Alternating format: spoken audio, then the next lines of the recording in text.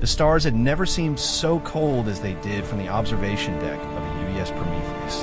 Captain Sarah Chun pressed her palm against the reinforced viewport, watching the swirling nebula of Kepler 442 fade into the distance behind them. Each passing moment took humanity further from everything they had known, further from the home they would never see again. "Captain, we're receiving the final transmission from Earth." Lieutenant Marcus Rodriguez called from the communication station, his voice tight with barely controlled emotion. Sarah turned away from the viewport, her reflection ghost-like in the transparent aluminum. The bridge of the Prometheus buzzed with quiet efficiency, but she could feel the weight of despair that hung over every soul aboard the massive colony ship. 300,000 humans, the last free representatives of their species, fleeing into the unknown depths of space.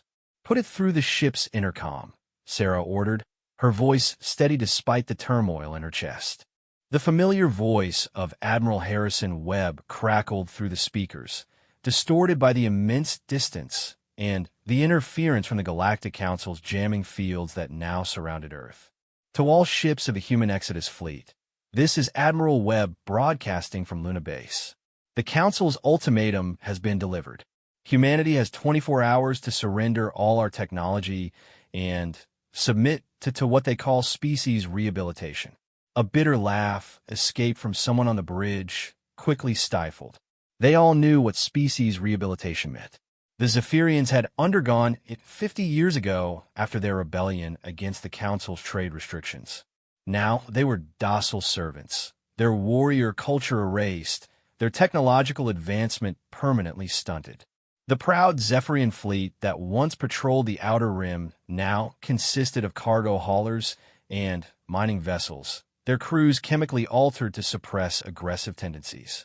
"We have chosen exile over extinction," Admiral Webb continued. "The fleet has been divided into 7 separate groups, each heading toward different sectors of unexplored space. If humanity is to survive, we must scatter like seeds on the cosmic wind and hope that somewhere, somehow, we can take root and grow strong again." Sarah closed her eyes, remembering the vote that had split the United Earth government. The moderates had wanted to negotiate, to find some compromise with the Galactic Council. The hardliners had advocated for immediate surrender, arguing that survival as a diminished species was better than extinction. But the majority had chosen the third path, exile. "The Council believes they have seen the last of humanity." Admiral Webb's voice grew stronger, more defiant. "They consider us a minor irritation, easily forgotten once we're banished beyond the rim. They have no idea what we're truly capable of. Remember who you are. Remember what we've achieved in just 3 centuries since first contact. And remember that this is not an ending. This is a beginning." The transmission ended with the traditional Earth-Navy sign-off, and silence fell over the bridge like a shroud. Sarah looked around at her officers, seeing her own mix of grief and determination reflected in their faces. "Set course for the void sector," she commanded. "Maximum sustainable warp, and begin the first phase of Project Phoenix." Project Phoenix had been humanity's most classified program, developed in secret over the past decade as relations with the Galactic Council deteriorated.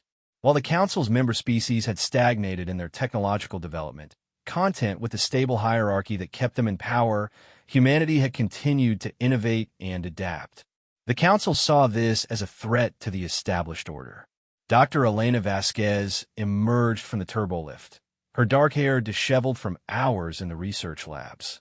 As the fleet's chief scientist and one of Phoenix's primary architects, she had been working around the clock since their departure from Earth.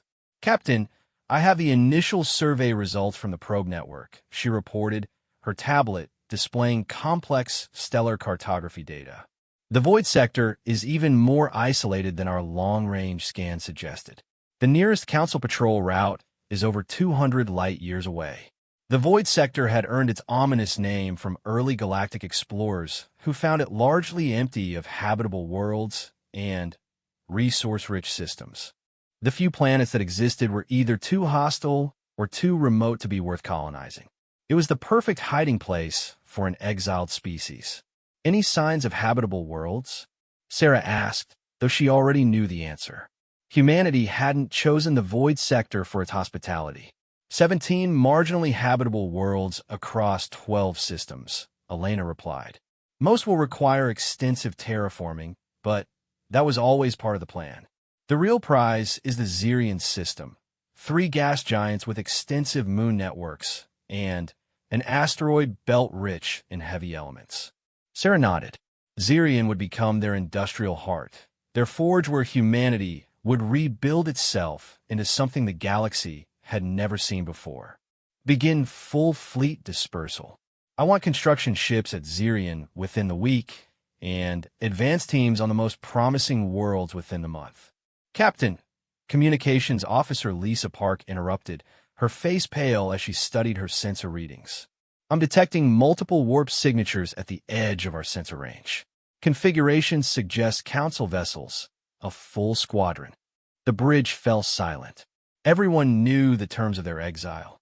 Humanity was banned from all council-controlled space, and any human vessel found within 200 light-years of council territory would be destroyed without warning. Distance? Sarah asked, her mind racing through tactical options. Approximately 50 light-years and closing. They're on an intercept course with our outer perimeter scouts, Park reported. Sarah's jaw tightened. The council wasn't content with simply exiling humanity. They wanted to ensure that the exile was permanent and total. Signal the fleet. Full scatter protocol. Every ship for itself until we reach the rendezvous point. The next few hours tested every lesson humanity had learned about survival in a hostile galaxy. The Council Squadron, led by the massive Hegemony-class Dreadnought Dominion's Edge, pursued the human ships with methodical efficiency. The alien vessels were larger and more heavily armed, but humanity had learned to value speed and maneuverability over raw firepower. Sarah watched the tactical display as red dots representing council ships closed on the scattered blue triangles of the human fleet. The destroyer UES Defiant vanished from the screen in a burst of static as Kavari plasma torpedoes found their mark. The frigate Beijing managed to escape into warp just as energy beams scorched the space where she had been. Captain, we're receiving a transmission from the Dominion's Edge, Park reported. On screen, the main view screen shimmered and resolved into the image of Admiral Zektar, a towering hegemony warrior whose species had dominated the Galactic Council for over a millennium. His 4 arms were crossed over his broad chest, and his compound eyes glittered with cold satisfaction. Captain Chun of the human vessel Prometheus, Zektar's translator rendered his clicking speech in a flat, emotionless English. You and your species have been found in violation of your exile decree. Surrender immediately and prepare to be destroyed. Sarah stepped forward, her hands clasped behind her back. Admiral Zektar, I'm surprised to see you so far from council space. According to the exile terms, we're well beyond the exclusion zone. The terms have been revised. Zektar's mandibles clicked with what might have been amusement. The council has decided that humanity represents too great a potential threat to be allowed to survive. Even in exile, you will be eliminated as a precautionary measure. The words hit Sarah like a physical blow. Not exile, but genocide. The council intended to hunt down and destroy every human ship, every human settlement, until their species was nothing but a memory. I see, Sarah said quietly, and I suppose there's no point in appealing to any sense of honor or justice. Honor. Zektar's laugh was a harsh, chittering sound. You speak of honor while your species spreads like a plague across the galaxy, disrupting the natural order with your chaos and innovation. The Council recognizes the threat you represent. Chaos must be contained, or it will consume everything. Sarah smiled, and something in that smile made even the alien admiral pause. Admiral, you made a critical error. You assumed that exile was a punishment. You assumed that being driven from council space was a defeat. She leaned forward slightly, her eyes blazing with conviction. Let me tell you what exile really is, Admiral. It's freedom. Freedom from your rules, your restrictions, your fear of change. And now you've given us something else, purpose. Enough, Zektar snarled. Surrender or be destroyed. Neither, Sarah replied. Lieutenant Rodriguez, execute Phoenix Protocol 7. The bridge crew moved with practiced precision, their months of training taking over. The Prometheus might have been a colony ship, but, like all vessels in the Exodus fleet, she had been quietly modified with technologies the Council had never seen. What are you doing? Zektar demanded as sensor readings from his ship began showing impossible energy signatures from the human vessels. Something your species could never understand, Sarah replied. We're adapting. The first shock came when the UES Manchester, a simple cargo hauler according to Council intelligence, suddenly began accelerating at 12 times the maximum thrust of any known drive system. The second shock came when the freighter's hull began to shift and reconfigure, weapon ports opening like blooming flowers along her flanks. Impossible, Sector Vispirit. No species has developed shapeshifter technology. No Council species, Sarah corrected. You see, Admiral, while you were busy maintaining your precious order, we were busy breaking every rule in your technological playbook.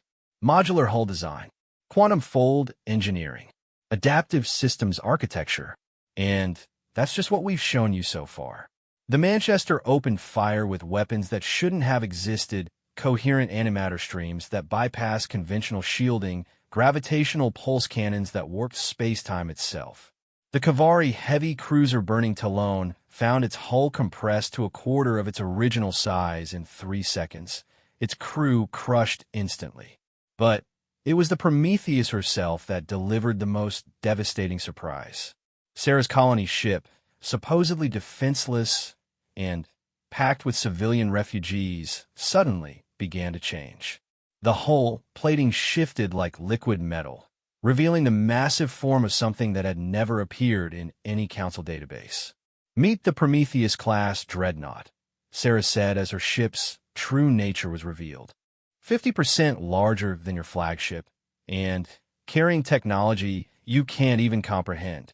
The false colony ship was gone, replaced by a vessel that dwarfed even the mighty Dominion's edge.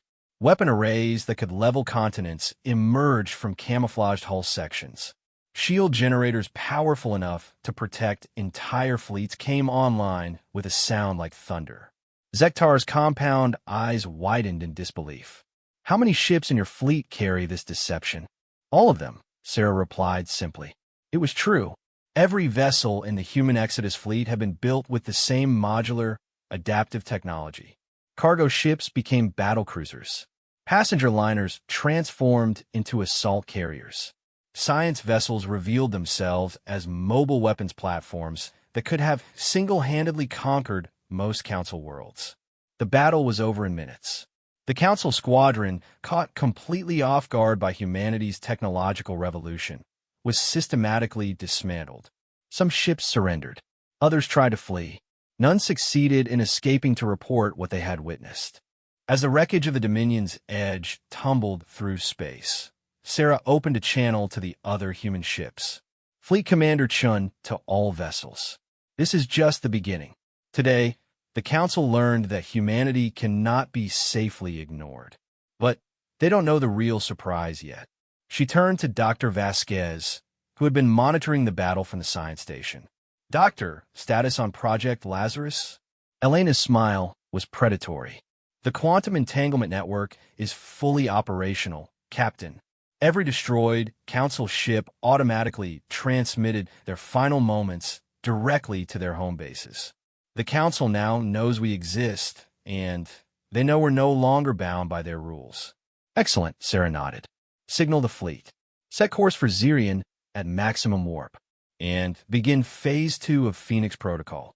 As the human ships vanished into warp space, leaving only debris and silence behind, a new chapter in galactic history began. The Council had intended to eliminate humanity as a threat, but instead, they had just created their greatest nightmare, a species with nothing left to lose and every reason to fight back. 3 months later, Council intelligence received its first reports of impossible attacks on remote outposts. Ships that appeared from nowhere, struck with devastating precision, and vanished before reinforcements could arrive. The attackers used weapons and tactics that violated every known law of physics and warfare. The reports all carried the same signature, the distinctive energy pattern of human quantum drives. But, according to all official records, humanity had been extinct for months, their exile fleet destroyed by Admiral Zektar's squadron in the Void Sector. Admiral Zektar himself tried to explain what had really happened, but his superiors dismissed his reports as the ramblings of an officer driven mad by defeat. After all, everyone knew that humans were just another primitive species, barely worthy of council membership. The idea that they could develop technology superior to races that had ruled the galaxy for millennia was absurd. This dismissive attitude would prove to be the council's greatest mistake. While they debated whether the attacks were real or merely terrorist actions by human refugees, the truth was far more terrifying. In the hidden depths of the Void Sector, humanity was building something unprecedented in galactic history. Not just a new home, but a new kind of civilization. One built on adaptation, innovation, and the hard-learned lesson that sometimes the best defense is an overwhelming offense. The Xerian industrial complex grew with impossible speed, its construction directed by AI systems that redesign themselves hourly for maximum efficiency. Automated mining ships stripped entire asteroids bare in days rather than months. Fabrication plants assembled new vessels using blueprints that incorporated lessons learned from every encounter with Council forces. Captain Shun, now promoted to Fleet Admiral of the Human Liberation Forces, stood in the command center of Xerian Prime and watched the daily production reports scroll across holographic displays. In 3 months, they had built more ships than some Council species possessed in their entire navies. But ships were just the beginning. The real revolution was happening in the research labs buried deep within Xerian's largest moon. Dr. Vasquez and her team had made breakthroughs that would have taken centuries under the restrictive research protocols of Council space. Admiral, Dr. Vasquez approached with barely contained excitement. I have the preliminary results from the Ascension project. Sarah turned from the displays. The Ascension project was humanity's most ambitious undertaking, an attempt to transcend the biological limitations that the Council used to justify their hierarchy of species. Tell me we have good news, Elena. Better than good. The first test subjects have shown remarkable adaptation to the neural enhancement protocols. Reaction times increased by 400%, cognitive processing by 200%, and, most importantly, immunity to all known forms of psychic manipulation. That last point was crucial. Several Council species possessed telepathic abilities that they used to dominate others. The hegemony's mental control techniques were legendary, able to turn enemy commanders into unwilling allies in mid-battle. But if humans could be made immune to such abilities, how long before we can begin fleet-wide implementation? Sarah asked. 6 months for the basic enhancement package. 12 months for the full ascension protocol, Elena replied. But, Admiral, there's something else. Something we discovered by accident during the testing. Sarah raised an eyebrow. Oh, the enhanced subjects aren't just immune to psychic manipulation. They can actively disrupt it. We tested it on captured hegemony prisoners. Not only could they resist mental control, but their presence actually weakened the psychic abilities of nearby hegemony individuals. A slow smile spread across Sarah's face. The Council's greatest advantage, their psychic domination of lesser species, could be turned into their greatest weakness. Begin implementation immediately. Start with command personnel and work your way down through the ranks. Already underway, Elena confirmed. We should have our first squadron of ascended humans ready for field testing within the month. As Dr. Vasquez left to continue her work, Sarah returned to studying the tactical displays.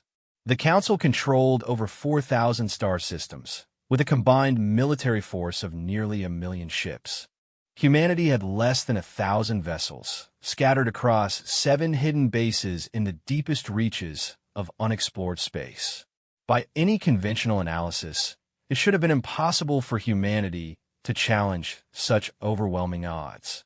But conventional analysis didn't account for humanity's greatest strength: their refusal to accept that anything was impossible. The next phase of their plan would shock the galaxy to its core. Not random raids on remote outposts, but a coordinated strike that would shatter the illusion of Council invincibility.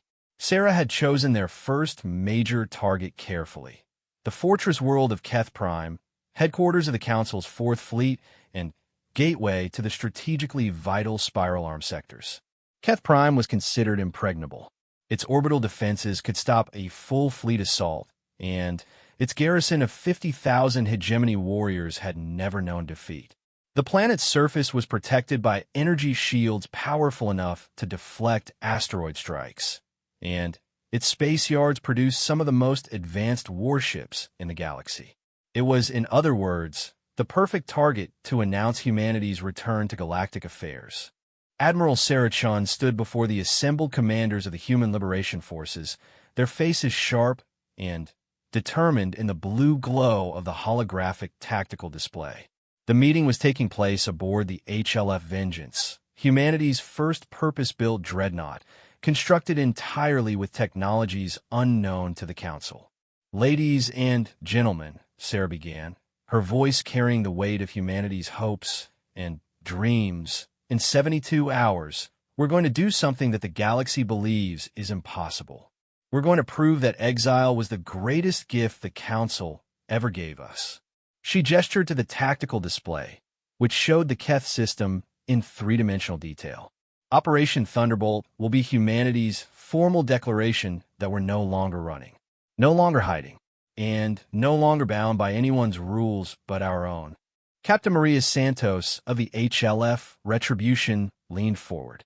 "Admiral, intelligence reports suggest the 4th Fleet has been reinforced since the raids began. We're looking at potential opposition of over 200 ships. 200 ships built with technology that hasn't evolved in 3 centuries, Sarah replied. Commanded by species that have never faced a truly adaptive enemy. They've grown complacent, comfortable in their superiority. That complacency is about to be shattered. The truth was that humanity's technological development had exploded exponentially since their exile began. Freed from Council restrictions and regulations, human scientists and engineers had achieved breakthroughs that should have taken millennia. The modular ship designs were just the beginning. Quantum phase weaponry could bypass any known shielding technology. Temporal displacement systems allowed ships to exist slightly outside normal space-time, making them nearly impossible to target accurately. And the crown jewel of human innovation, the convergence drive, could fold space in ways that made traditional concepts of distance meaningless. But their greatest advantage wasn't technological, it was philosophical. The Council species fought to maintain the status quo, to preserve their positions in an established hierarchy. Humanity fought for something far more dangerous, the right to determine their own destiny. "Sir," Commander James Harrison of the HLF Phoenix spoke up, "what about civilian casualties? Keth Prime has a population of over 3 billion. Sarah's expression grew somber. "We're not the Council, Commander. We don't target civilians. Our objective is to neutralize the military installations and capture the fleet command structure. The civilian population will be unharmed. In fact, many of them will probably thank us when they realize they're free from Council rule for the first time in their lives." This was another crucial difference between humanity and their enemies. The Council maintained order through fear and intimidation, ruling through a combination of superior firepower and psychic domination. But humanity offered something the galaxy had almost forgotten: genuine liberation from oppression. The meeting continued for hours as they refined the operational details. The attack would be coordinated across multiple vectors, with specialized task forces assigned to specific objectives. The stealth squadrons would neutralize the orbital defense platforms. The heavy assault groups would engage the 4th Fleet. And The ascended human infiltration teams would capture key command personnel for intelligence gathering. As the commanders dispersed to brief their crews, Sarah remained alone with her thoughts. She knew that Operation Thunderbolt would change everything. If it succeeded, it would prove that humanity was no longer the vulnerable species that had been driven into exile. If it failed, it might mean the end of their species entirely. But Sarah Chun had never been one to back down from impossible odds. She had volunteered for the original Mars colonization mission when everyone said it couldn't be done. She had commanded the first human ships to reach the galactic core when the Council said the radiation would kill them all. And now, she was preparing to lead her species in a war that would determine the fate of every sentient being in the galaxy. The HLF fleet departed Zirian base in complete silence, their quantum-dampened drives leaving no detectable signature as they slipped through space toward their target. 300 ships carrying the hopes of an exiled species, armed with weapons that defied conventional physics and crewed by humans who had been enhanced beyond their species' natural limitations. As they approached the boundary of Council space, Sarah stood on the bridge of the Vengeance and watched the stars roll by. In a few hours, the galaxy would learn that humanity's exile had not been their ending. It had been their evolution. The Council had made a fundamental error in their understanding of human nature. They had assumed that isolation would weaken humanity, that being cut off from galactic civilization would cause them to wither and die. Instead, exile had freed humanity from every restriction, every limitation, every rule that had held them back. And now they were coming home, not as the species that had been driven away, but as something entirely new. Something that would shake the foundations of galactic civilization and rewrite the rules that had governed the stars for millennia. Operation Thunderbolt was about to begin, and, with it, the next phase of human evolution would be unleashed upon an unsuspecting galaxy. The first indication that something was wrong came to Fleet Admiral Kexlorth of the Galactic Council's 4th Fleet at 0347 ship time, when his sensor arrays began detecting spatial anomalies at the edge of the Keth system. The massive hegemony commander had been reviewing routine patrol reports when his tactical officer, a 6-armed Kavari named Esikitan, approached his command throne with obvious concern. "Admiral, we're reading gravitational distortions in sectors 7 through 12, Esikitan reported, her voice carrying the subtle harmonic undertones that indicated stress in her species. The patterns don't match any known astronomical phenomena. Kexlorth's primary eyes focused on the tactical display, while his secondary pair continued scanning the patrol reports.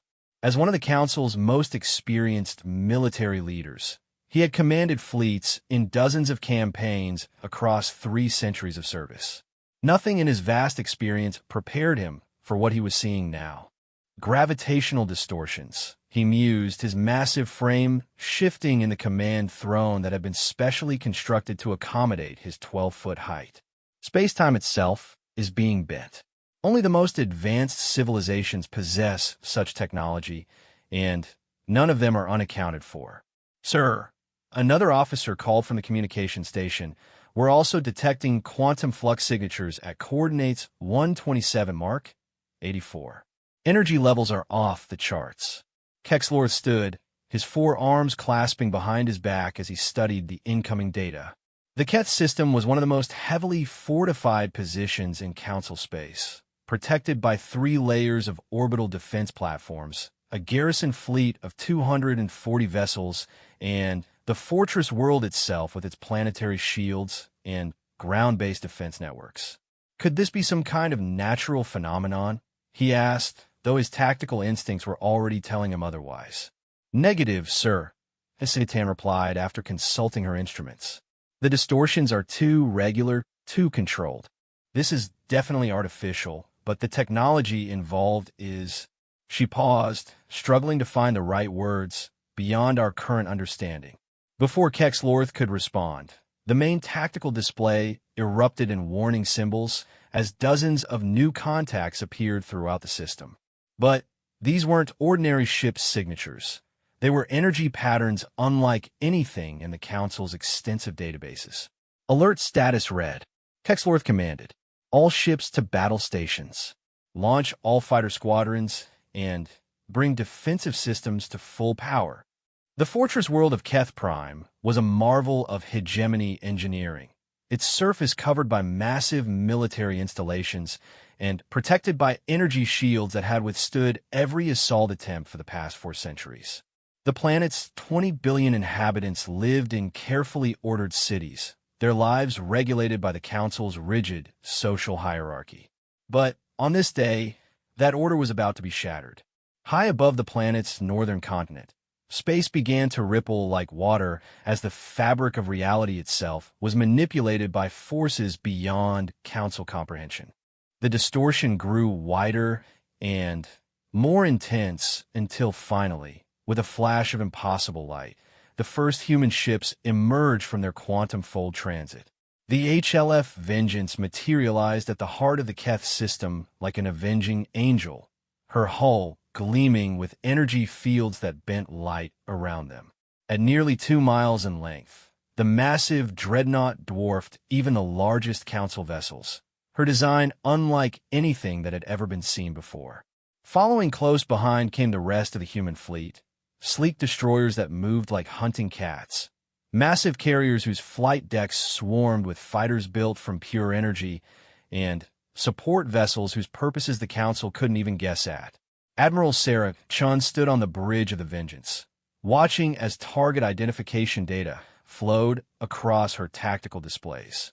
The Council fleet was reacting exactly as their intelligence had predicted, with shock, confusion, and a desperate scramble to bring weapons online. All ships, this is Admiral Chun. She broadcasted on all human fleet frequencies. Operation Thunderbolt is a go. Remember your objectives and remember what we're fighting for. Today, we announce to the galaxy that humanity has returned. The first exchanges of fire came when the outer defense platforms attempted to target the human vessels with their long-range plasma batteries. The massive weapons had been designed to crack the hulls of battleships at ranges measured in light minutes, but their targeting systems couldn't lock onto ships that existed partially outside normal space-time. Their weapons can't touch us, reported Commander Lisa Park from her position at the tactical station. The temporal displacement field is working perfectly. Sarah nodded grimly. The temporal displacement system was one of humanity's most closely guarded secrets, a technology that allowed their ships to exist a fraction of a second in the future relative to the rest of the universe. Enemy weapons targeted where the human ships had been, not where they were going to be. Begin systematic neutralization of the defense platforms, Sarah ordered. Minimal force. We want prisoners and intelligence, not just destruction. The human ships moved with deadly grace through the Keth system's defensive lines, their weapons reaching across impossible distances to disable rather than destroy.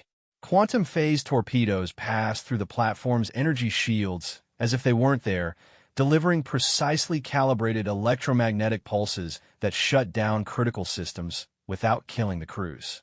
Aboard the hegemony flagship Eternal Dominion, Admiral Kexlorth watched in growing horror as the supposedly impregnable defenses were systematically dismantled by an enemy that shouldn't have existed. Sir, we've lost contact with defense platforms 7 through 15, SEK-TAN reported. Their weapons appear to be ignoring our shields entirely. How is that possible? Kexlorth demanded. Our shields are rated against every known weapons technology in the galaxy. I don't know, sir. The energy signatures don't match anything in our databases. It's almost like they're attacking us with weapons that exist in a completely different dimension. That assessment was closer to the truth than the Kavari officer realized.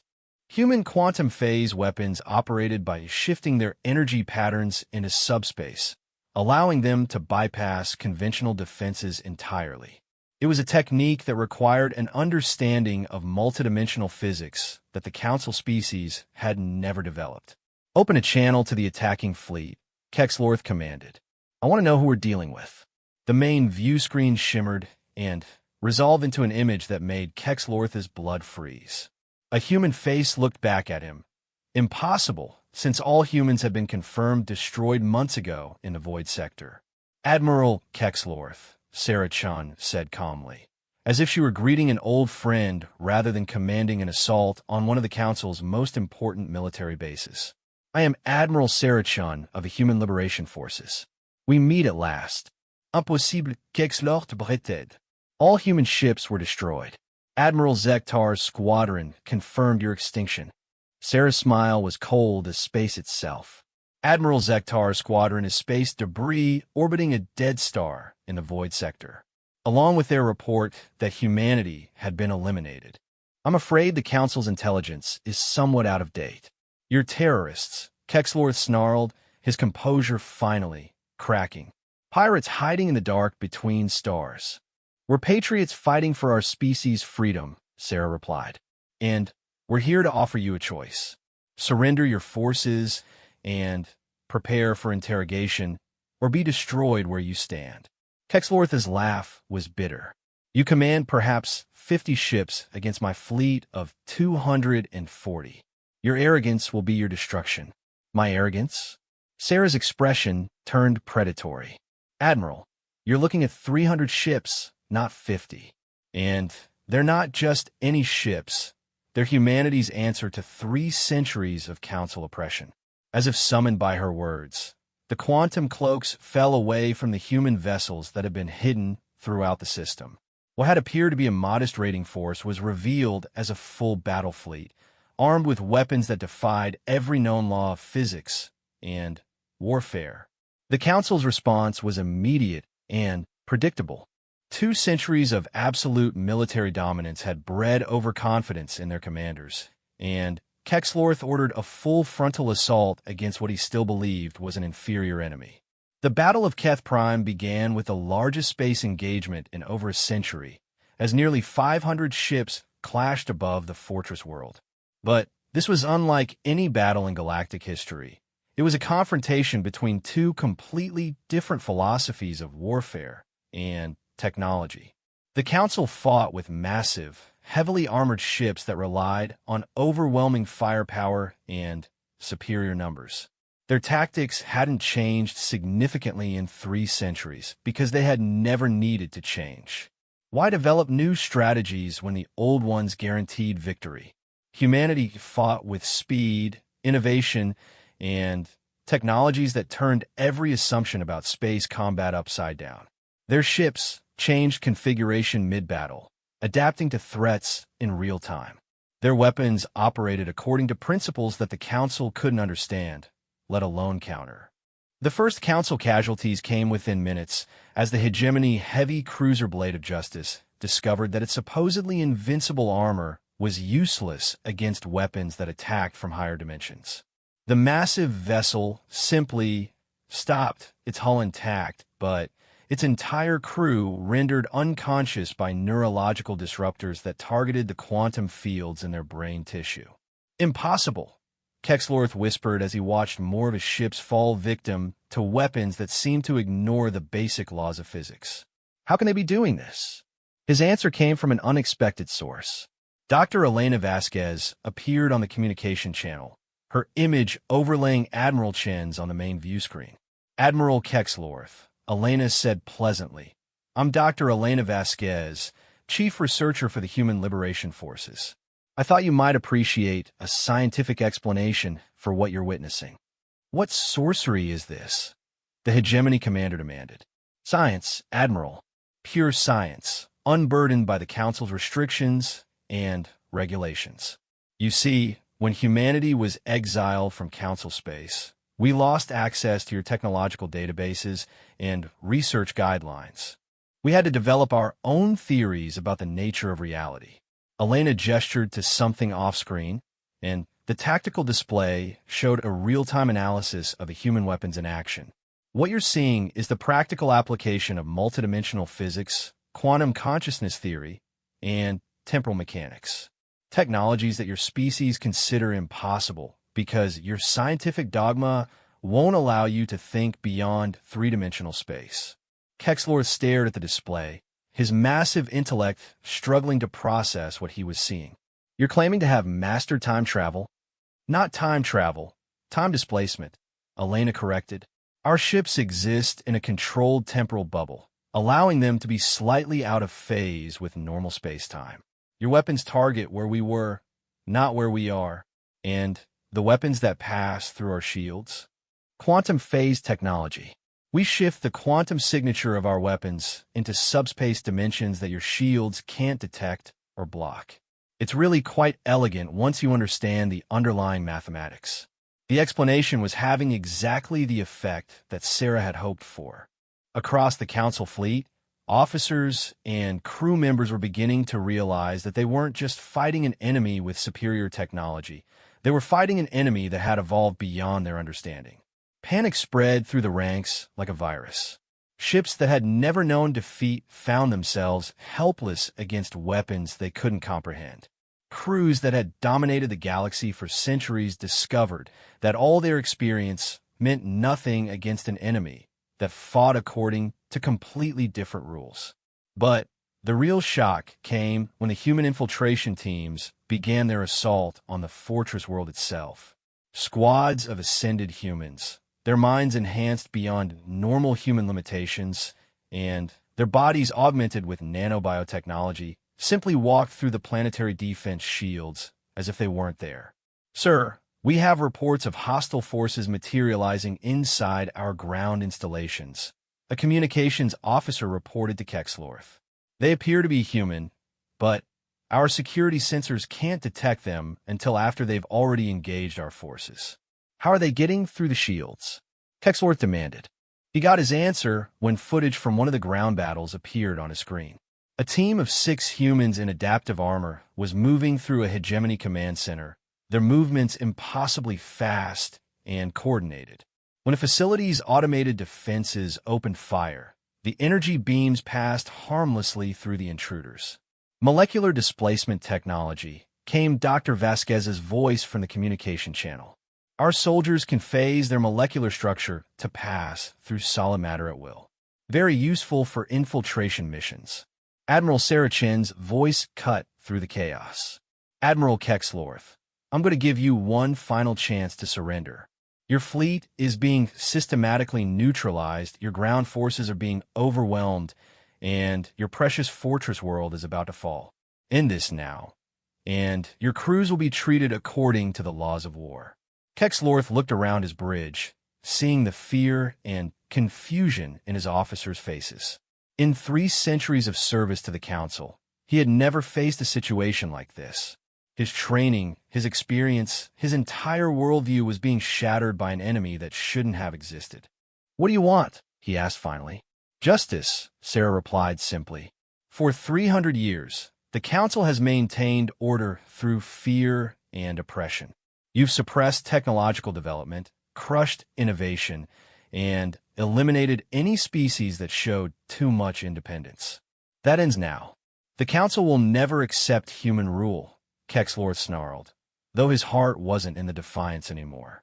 We don't want to rule the galaxy, Sarah said, and, for the first time, her voice carried a note of sadness. We want to free it. Every species under Council dominion deserves the right to determine their own destiny, to develop their own technologies, to explore their own potential. The Council's age of stagnation is over. As if to emphasize her point, the human fleet began broadcasting on all frequencies throughout the Keth system. But this wasn't a surrender demand or a list of terms. It was something that the galaxy hadn't heard in centuries. Dr. Vasquez's voice carried across the star system, speaking in dozens of languages to reach every species present. Citizens of Keth Prime, this is Dr. Elena Vasquez of the Human Liberation Forces. We are here to offer you something that your rulers fear above all else, knowledge. Technical specifications began flooding the communication channels. Blueprints for advanced medical technology that could extend lifespans by centuries. Agricultural techniques that could end hunger on any world. Energy generation systems that could provide unlimited power without environmental destruction. This is just the beginning, Elena continued. Humanity offers freely what the Council hoards jealously.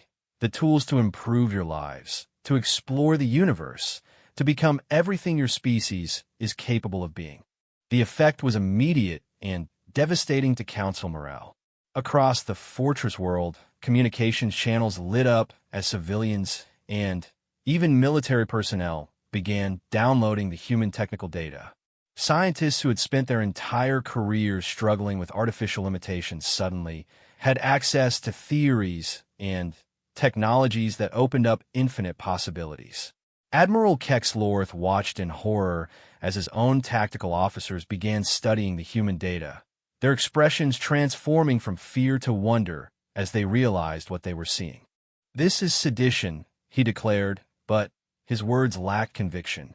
"This is liberation," Sarah replied. "Admiral, your choice remains the same. Surrender now and join us in building a better galaxy, or be swept aside by forces you can't hope to understand." The decision was taken out of Kexlorth's hands when his own crew began to mutiny. Officers who had served the Council faithfully for decades found themselves unable to fight against an enemy that offered hope instead of oppression, knowledge instead of ignorance. The hegemony flagship Eternal Dominion surrendered without firing another shot, followed within hours by the rest of the Council fleet.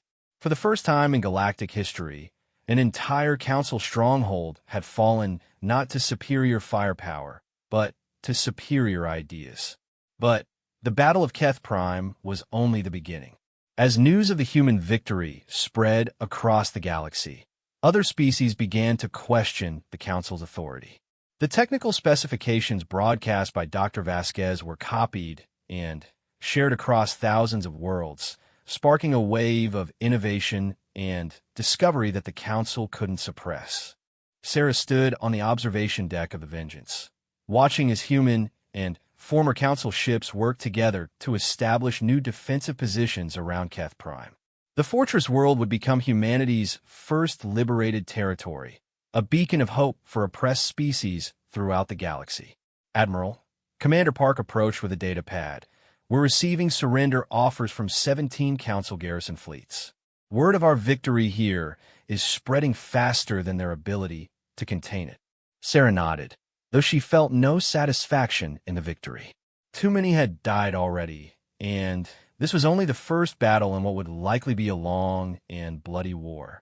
But it was a necessary war, the only way to break the cycle of stagnation and oppression that had held the galaxy in chains for millennia. "Signal the fleet," she ordered. "Prepare for departure. Keth Prime is secure, but the Council won't take this lying down. They'll be mobilizing everything they have to retake this system." "Where to next, Admiral?" Park asked. Sarah smiled grimly as she looked out at the stars, each one representing worlds where billions of beings lived under the Council's rule. "We're going to do something that the Council never expected. We're going to give the galaxy a choice." The liberation of Keth Prime sent shockwaves throughout Council space that reached far beyond the simple military defeat. For the first time in centuries, a Council stronghold had fallen not to external invasion, but to internal revolution. The technical knowledge broadcast by humanity had sparked uprisings on dozens of worlds as suppressed species realized what they had been denied. On the Kavari homeworld of Serenity, workers in the crystal mines discovered new extraction techniques that could increase productivity by 300% while eliminating the deadly radiation exposure that had plagued their people for generations. The Kavari planetary government faced massive protests demanding implementation of the new technologies, despite Council orders forbidding their use. The aquatic Merkera of the oceanic clusters found themselves in possession of atmospheric processors that could terraform dead worlds into water paradises in mere decades instead of millennia. Their traditionally peaceful species began building fleets for the first time in their history, not for conquest, but for exploration and expansion. Even on the hegemony homeworld itself, scientific academies were in chaos as researchers struggled to understand technologies that made their most advanced systems look primitive by comparison.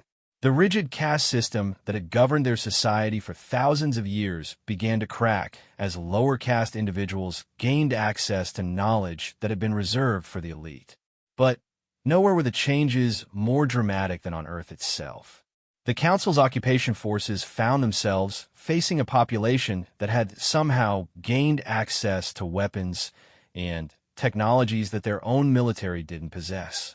Human resistance cells emerged from hiding with equipment that could disable Council vehicles with a touch, while underground factories began producing devices that the occupying forces couldn't even identify. The transformation was so rapid and complete that within a week of the Keth Prime broadcast, Council intelligence estimated that over 40% of their controlled territories were in various states of rebellion.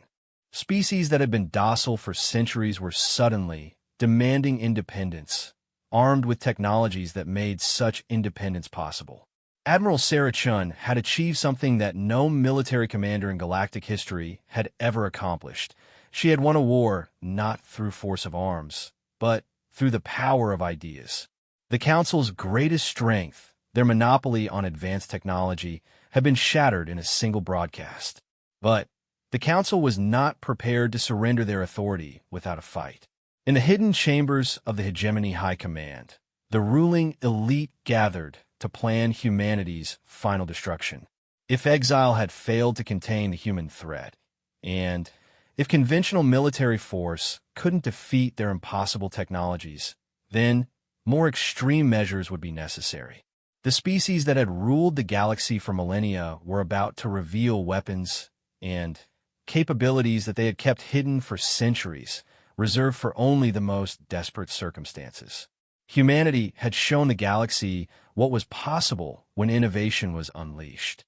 Now the Council would show them what was possible when fear and desperation drove an empire to its ultimate extremes. The real war was about to begin, and it would determine whether the galaxy would embrace the freedom that humanity offered or return to the chains of Council rule. The choice would be made in fire and blood among the stars, and its outcome would shape the destiny of every living being in the universe. The emergency session of the Galactic Council convened in the deepest chambers of the Hegemony capital world, buried beneath miles of hardened armor plating and protected by security fields that could withstand stellar explosions. The massive circular chamber had witnessed the rise and fall of countless civilizations over the past 3 millennia, but never had its occupants faced a threat like humanity.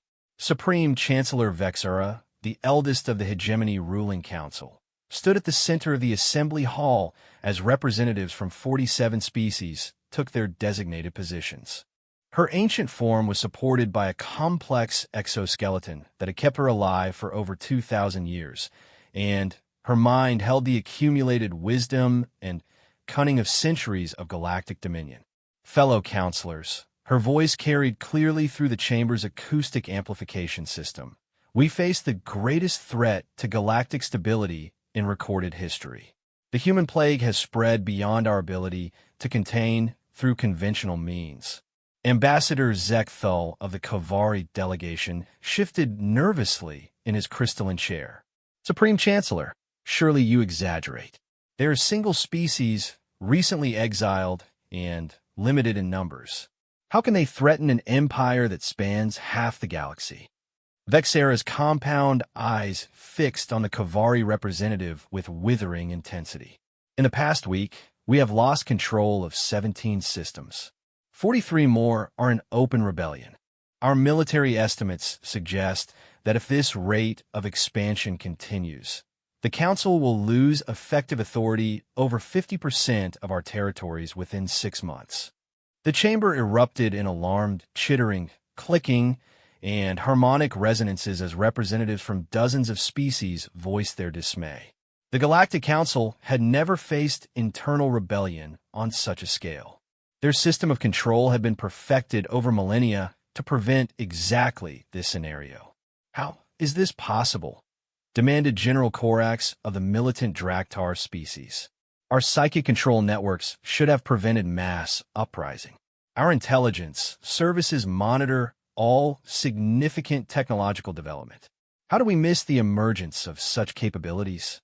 Supreme Chancellor Vexera activated the chamber's holographic display system, showing a 3-dimensional map of Council space. Red zones indicated systems in active rebellion. Yellow zones showed areas of civil unrest.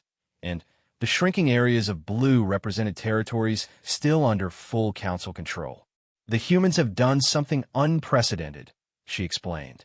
They have freely shared their technological advantages with every species in council space. Not sold, not traded, given away without restriction or condition. Our entire economic and political structure is based on the controlled distribution of technology. When that control is broken, chaos, finished Ambassador Nethra of the aquatic Merkera. Her species had been among the most loyal council members for over 1,000 years, but even her harmonious tones carried undertones of uncertainty. But surely their technology cannot be as advanced as they claim. No species develops such capabilities in mere months. Show them the analysis, ordered Supreme Chancellor Vexera. The holographic display shifted to show a detailed breakdown of human technological capabilities as analyzed by the Council's best scientific minds. The data was staggering. In areas ranging from weapons technology to medical science to faster-than-light travel, humanity had achieved breakthroughs that should have taken millennia. Quantum phase weaponry that ignores conventional shielding, read the hegemony's chief scientist, Dr. Mortex. Temporal displacement technology that allows their ships to exist outside normal space-time. Molecular phase manipulation that renders their soldiers effectively intangible. Consciousness enhancement techniques that provide immunity to psychic control. Each revelation sent new waves of alarm through the assembled representatives. The foundation of council power had always been their technological superiority and their monopoly on advanced knowledge. If humanity had truly surpassed them in every significant field. There is more, Dr. Mortex continued grimly. Analysis of their ship designs suggests they have mastered something we believed impossible, true adaptive technology. Their vessels can reconfigure themselves at the molecular level, changing from transport to battleship to research platform within minutes. Impossible, snarled General Corax. Our scientists have proven that such technology violates fundamental physical laws. Our scientists, Supreme Chancellor Vexera said quietly, have been wrong before.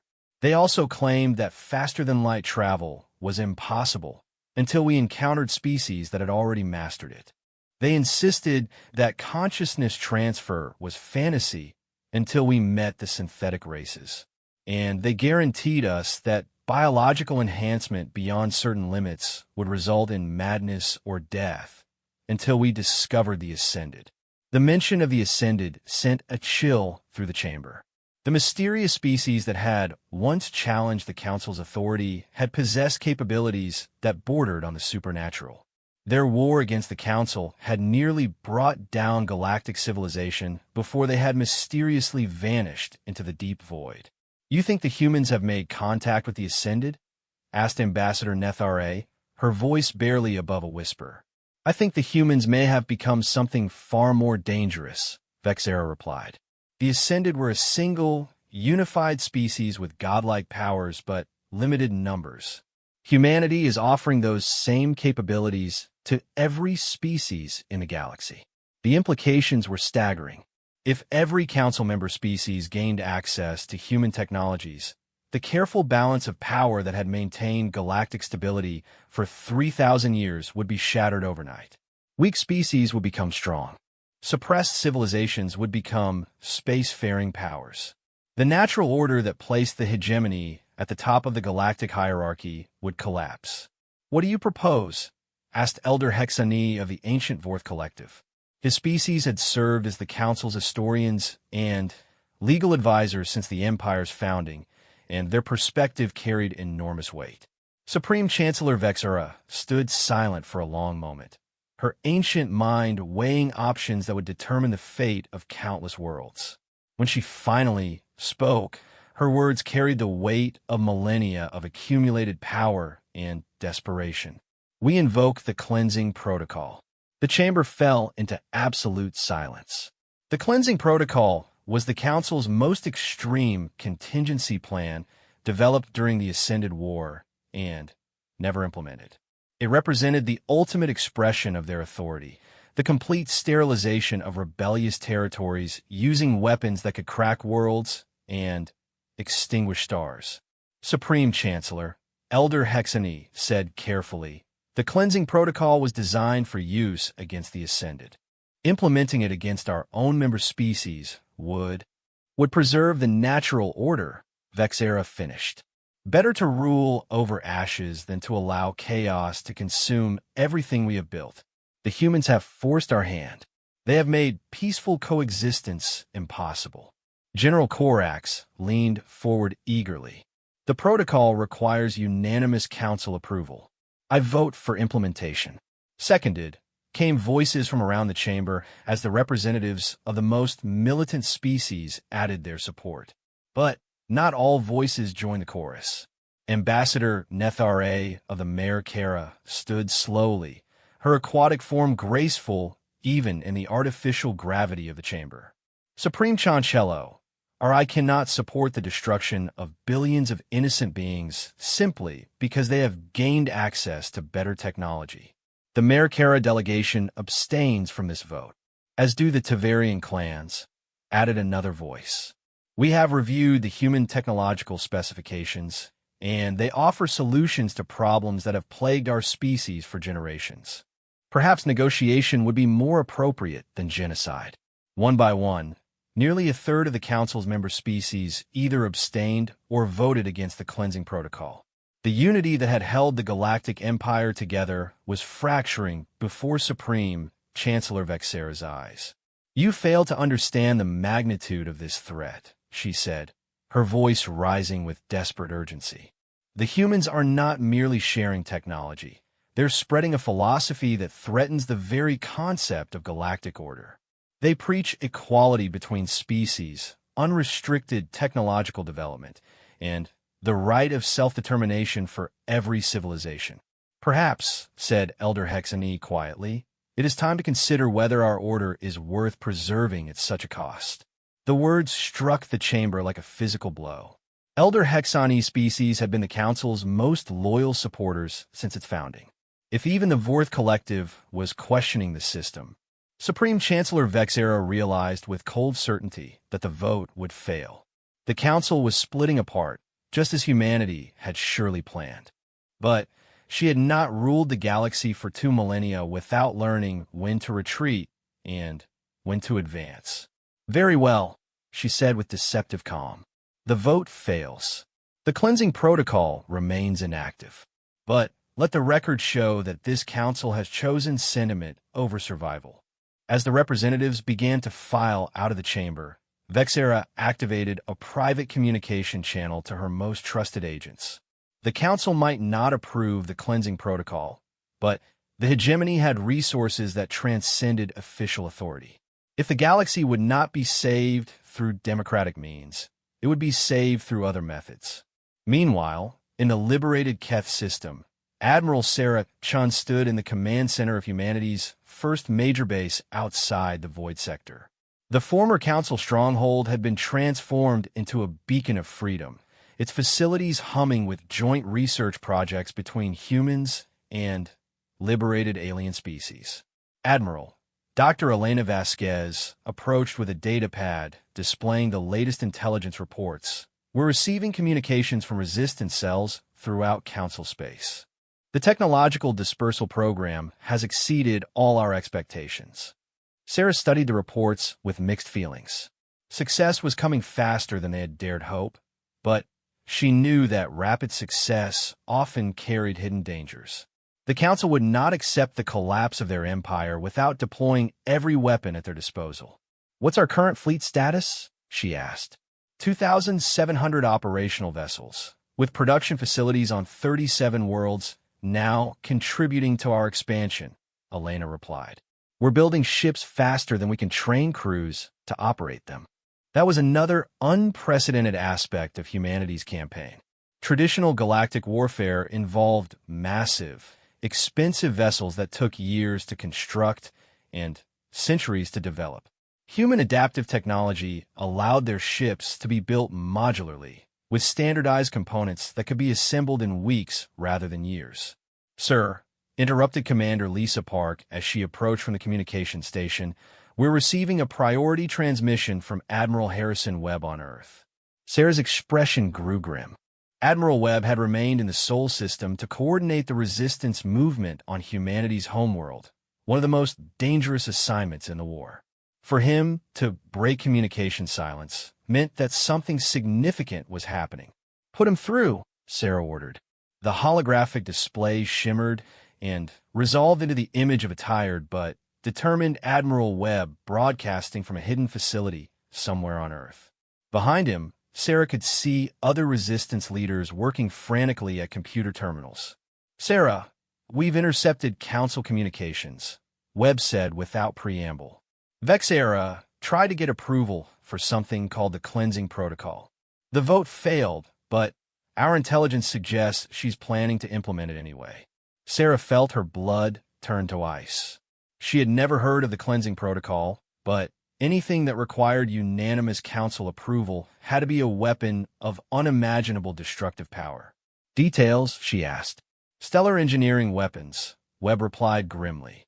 "The Council apparently has the capability to trigger supernovas artificially, to crack planets apart from the inside, and to create spatial anomalies that can swallow entire systems.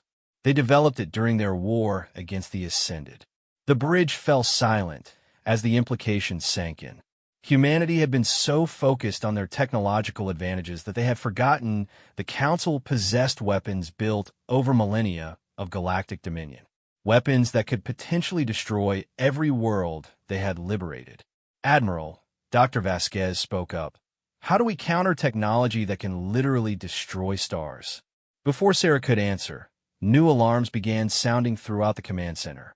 The tactical display lit up with warning symbols as massive energy signatures appeared at the edge of the system.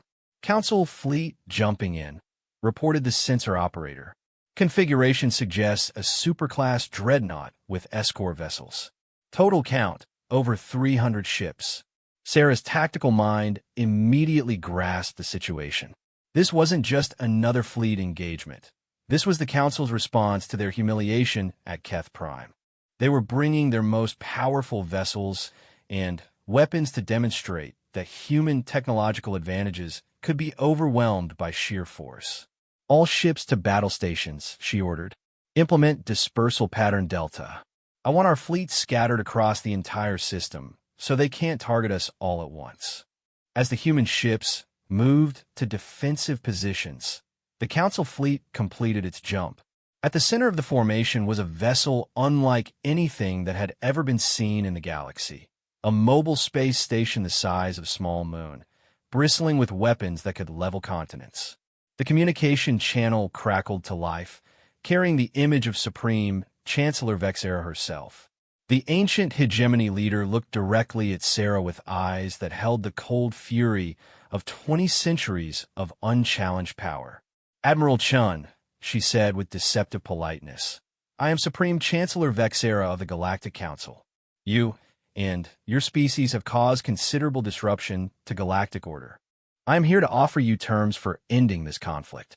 "I'm listening," Sarah replied, though she was simultaneously issuing silent orders to her fleet through quantum-encrypted channels. "Complete and unconditional surrender," Vexera stated. "Your species will submit to consciousness alteration to remove your aggressive and chaotic tendencies. Your technologies will be transferred to Council control for proper regulation. In exchange, we will allow your species to survive as productive members of galactic civilization." Sarah's laugh was bitter. "You're offering us slavery in exchange for survival. That's exactly the kind of thinking that led to this war in the first place." "Then you choose extinction," Vexera replied coldly. "Very well. You will witness the price of defying the natural order." The massive Council super dreadnought opened fire with weapons that humanity had never seen before. Spatial distortion cannons that could fold space-time around their targets. Quantum dissolution beams that could reduce matter to its component subatomic particles. And at the center of the weapon array, something that made reality itself ripple and bend. "Temporal weapon. DR." Vasquez shouted in alarm. They're trying to erase us from the timeline.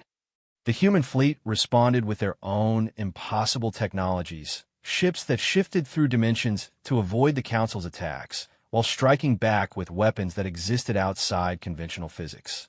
But, for the first time since the war began, humanity found themselves facing an enemy that was prepared for their advantages. The Battle of Keth Prime had been won through surprise and superior technology. This engagement would be decided by something far more fundamental: the will to survive and the determination to fight for freedom regardless of the cost. As energy weapons that could crack moons exchanged fire with devices that manipulated the basic forces of reality, one thing became clear to every being in the system. This was no longer just a war between species. It was a battle for the very nature of existence itself, between those who sought to control the universe and those who sought to set it free. The outcome would determine whether the galaxy would advance into a new age of limitless possibility or retreat into the dark ages of enforced stagnation. And at the center of it all, humanity prepared to prove that some principles were worth dying for, even against impossible odds for an instant that lasted both forever and no time at all. Admiral Sarachun felt herself existing in multiple timelines simultaneously. In one, the human fleet was being systematically erased from history, their very existence deleted from the cosmic record. In another, they had never left Earth, never challenged the Council, never discovered their potential.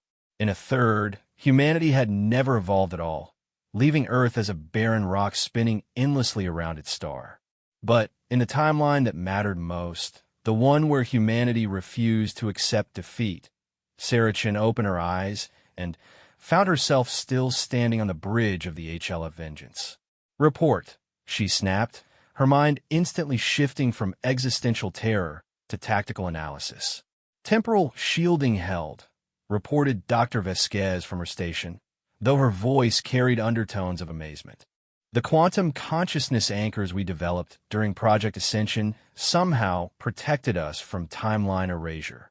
Around them, space itself was still rippling from the aftereffects of the Council's impossible weapon. Several human ships had been caught in the temporal disruption field and were flickering in and out of existence as their crews struggled to maintain coherence across multiple probability streams. Supreme Chancellor Vexera's voice crackled across the communication channel, carrying a mixture of surprise and growing fury. "Impossible.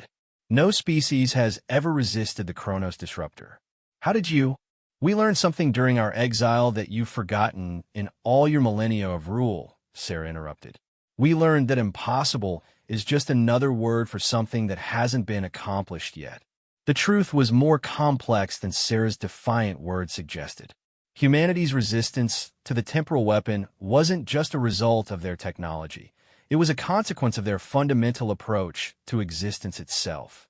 While the Council species had spent centuries perfecting static technologies and rigid hierarchies, humanity had developed something far more valuable: adaptability.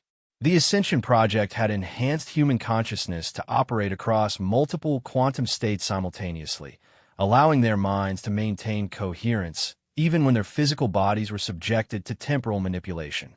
It was an accidental discovery during Dr. Vasquez's research into psychic immunity, but it had just saved the entire human fleet from erasure. "All ships," Sarah broadcast on the fleet frequency, "implement Phoenix Formation 7. Time to show the Chancellor what we've really been working on." The human fleet began to move in patterns that defied conventional space combat doctrine. Ships that had been scattered across the system suddenly seemed to be everywhere at once, their quantum-fold drives allowing them to exist in multiple locations simultaneously until they chose which reality to collapse into. But it wasn't just the technology that was revolutionary, it was the tactical philosophy behind it. While the Council fought to preserve their existing order, humanity fought to create new possibilities. Their entire military doctrine was based on the principle that any situation could be changed if you approached it from the right angle. The HLF Phoenix, under the command of Captain James Morrison, demonstrated this philosophy by doing something that violated every known law of physics and warfare. As the Council's super dreadnought targeted her with its main batteries, the Phoenix split into 17 separate vessels, each one fully functional and individually capable of sustained combat. Multidimensional existence projection. Dr. Vasquez explained to the stunned Council forces monitoring their communications.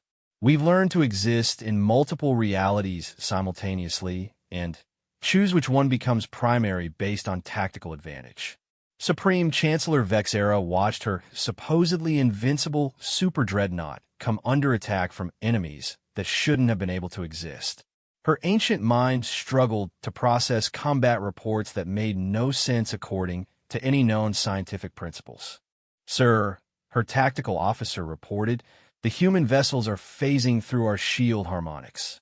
They appear to be attacking us from inside our own defensive perimeter. How is that possible? Baxara demanda.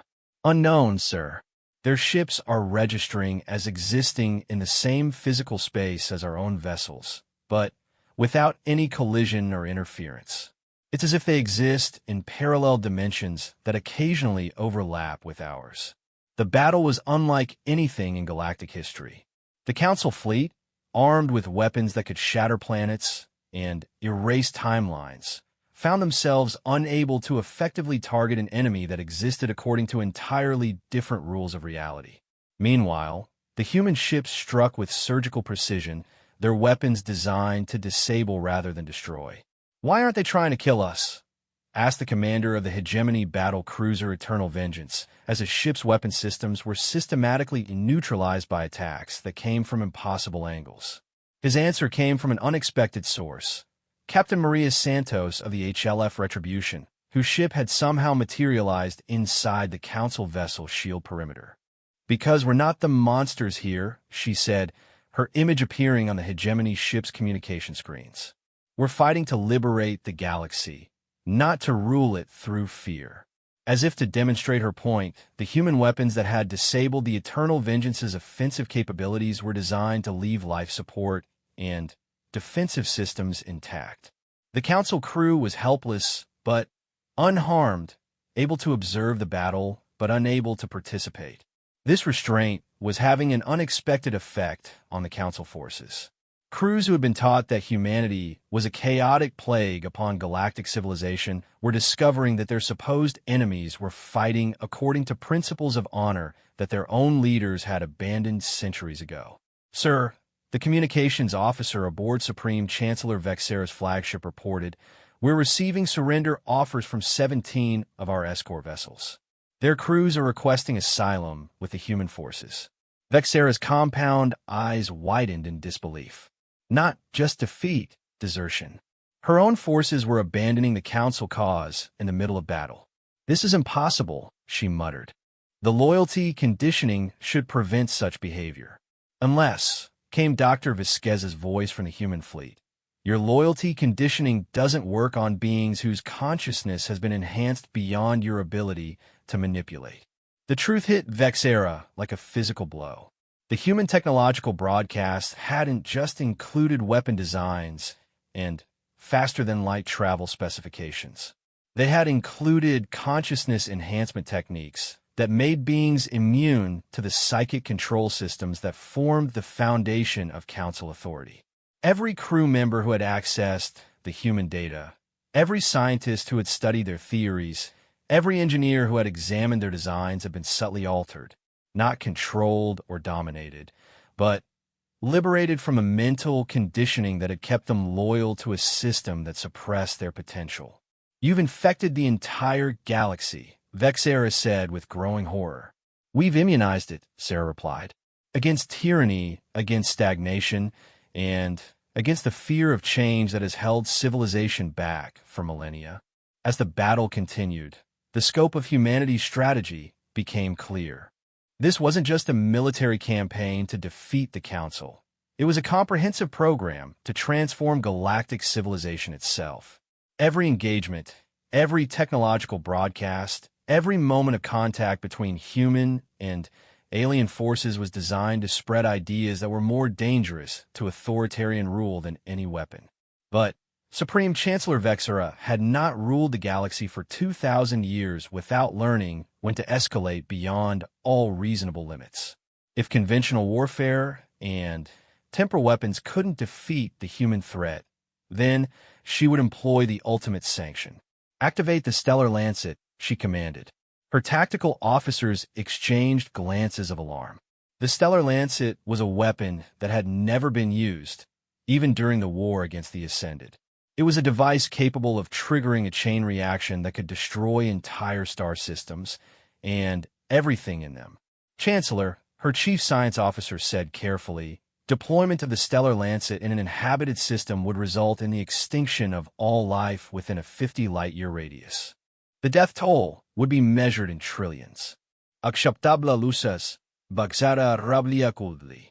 Better to rule over a smaller galaxy than to lose control entirely. The weapon emerged from the superdreadnought's core like a flower of death, its crystalline structure glowing with energies that made nearby space itself ripple with instability. Targeting sensors locked onto the Keth system's primary star, preparing to turn it into a supernova that would sterilize dozens of worlds.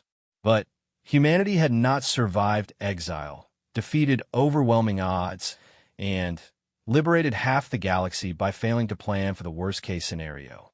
Dr. Vasquez, Sarah said calmly, implement Lazarus Protocol. Are you certain? Elena asked. Once we activate Lazarus, there's no going back. We'll be crossing a line that even the Council hasn't dared to approach. Sarah looked around at her crew, seeing the same determination in their faces that had carried humanity through 3 centuries of struggle against impossible odds. They've made the choice for us. Do it. Throughout the Keth system and across 17 others that humanity had liberated, ancient artifacts that had been carefully placed months earlier began to activate. These were not weapons in any conventional sense. They were something far more radical. Consciousness amplifiers designed to awaken the dormant potential that existed within every intelligent species in the galaxy. The effect was immediate and overwhelming. On every council world within 100 light years, billions of beings suddenly found their mental capabilities enhanced beyond anything they had ever experienced. Scientists who had struggled with basic equations suddenly understood the fundamental nature of reality itself. Artists who had created within narrow, approved guidelines found themselves envisioning possibilities that transcended physical limitations. But, most importantly, every enhanced being gained the ability to perceive truth directly, to see through the lies, manipulations, and conditioning that had kept them obedient to council authority for millennia. What have you done? Supreme Chancellor Vexera screamed as reports flooded in from across her empire. Mass uprisings were erupting on every council world simultaneously as billions of newly awakened beings rejected the system that had suppressed their potential. We've given the galaxy what you've always feared most, Sarah replied. Choice. Real choice.